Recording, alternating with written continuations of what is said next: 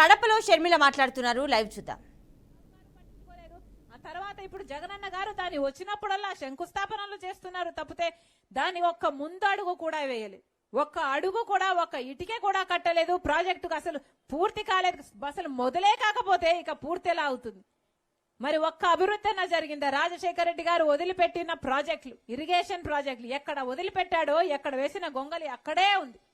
మరి జగన్మోహన్ రెడ్డి గారికి అధికారం ఇచ్చింది ఎందుకు? జగన్మోహన్ రెడ్డి గారికి రాష్ట్ర ప్రజలు అందరూ నమ్మి అధికారం ఇచ్చారు, ప్రత్యేక హోదా తీసుకొస్తాడు అని. ఆ రోజు ప్రత్యేక హోదా కోసం జగన్మోహన్ రెడ్డి గారు నిరాహార దీక్షలు చేయలేదా? ఆ రోజు ప్రతిపక్ష నాయకుడిగా జగన్మోహన్ రెడ్డి గారు ఏమన్నారు? రండి, తెలుగుదేశం పార్టీ ఎమ్మెల్యేలను కూడా రమ్మన్నాడు. రండి, అందరం మూకుమ్మడిగా రాజీనామాలు చేద్దాము అన్నాడు. మమ్మల్ని ఎన్నుకోండి, వైసీపీకి ఓట్లేయండి, బీజేపీ పార్టీ మెడలు వంచైనా సరే ప్రత్యేక హోదా తీసుకొస్తానన్నాడు జగన్మోహన్ రెడ్డి గారు. వచ్చిందా ప్రత్యేక హోదా? ఏమన్నా వచ్చిందా ప్రత్యేక హోదా?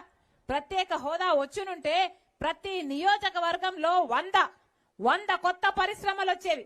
ఎందుకంటే దాని ట్యాక్స్ బెనిఫిట్స్ అయినా రాయితీలైనా అంత అద్భుతంగా ఉంటాయి కాబట్టి. కానీ ఏవీ రాలేదు. కనీసం రాష్ట్రం అంతా చూస్తే కనీసం పట్టుమని 10 కొత్త పరిశ్రమలు కూడా రాలేదు.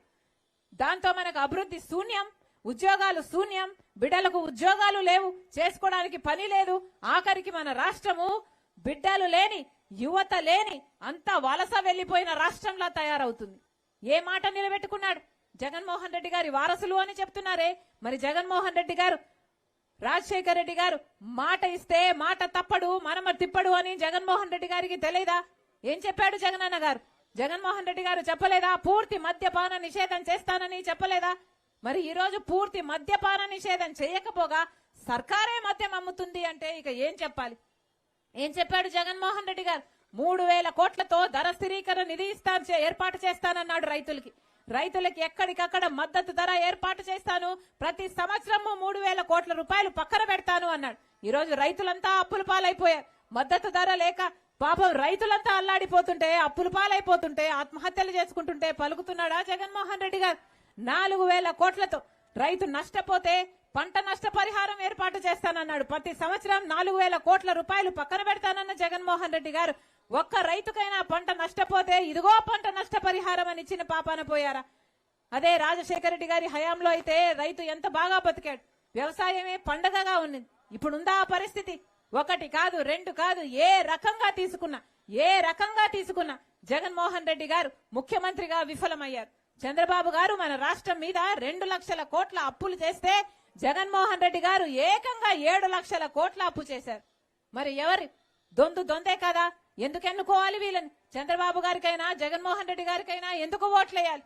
ఒక్కసారి ఆలోచించండి. ఈ హత్య రాజకీయాలు ఇక్కడితో ఆగాలి. ఈ హత్య రాజకీయాలు కొనసాగడానికి వీలు లేదు. ఈ హత్య రాజకీయాలు ఇలాగే సాగుతే మన బిడ్డలకు భవిష్యత్తు కూడా ఉండదు. మళ్ళీ చెప్తున్నాం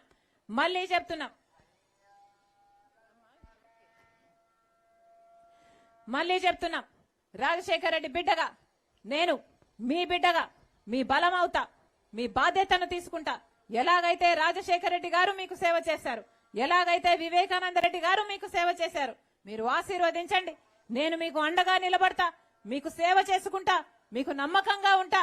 మరొక్కసారి ఎంపీ అభ్యర్థిగా కాంగ్రెస్ పార్టీ తరఫున రాజశేఖర రెడ్డి బిడ్డ పోటీ చేస్తుంది, ఎమ్మెల్యే అభ్యర్థిగా జ్యోతి పోటీ చేస్తుంది.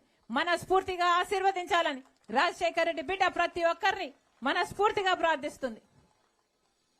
జోహార్ వైఎస్ఆర్, జోహార్ వైఎస్ఆర్, జై కాంగ్రెస్.